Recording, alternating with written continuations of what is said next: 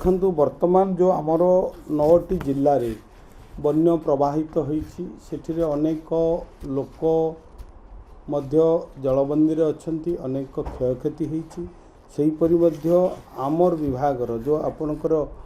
annual population आमर affected जो cattle रही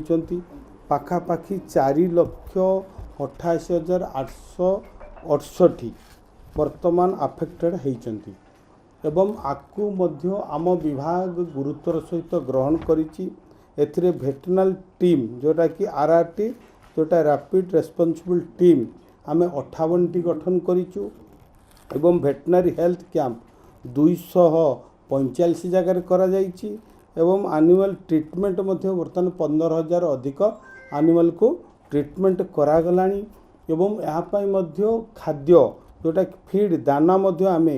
263 मैट्रिक टन मध्य सप्लाई करि साइलनु एवं विभिन्न जो फीड रही ताहा मध्य डिस्ट्रीब्यूशन करा गलानी 157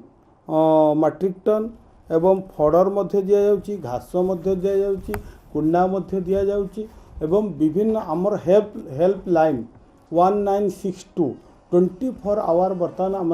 काम करचु जोठू कॉल आसुची तुरंत सेठी आमर जो आरआरटी टीम जाई सेठी ताकू केमती उद्धार करा जिवो एवं सेमानकर खाइबा रहिबा सेही व्यवस्था मध्य करा जाउची एवं आपण जरिया रे मु समस्त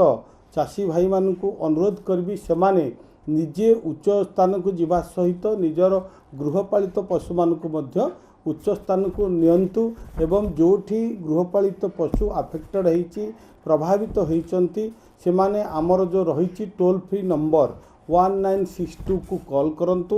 आमर टीम सेठी पहुँचे एवं जहाँ सहयोग सरकार तरफ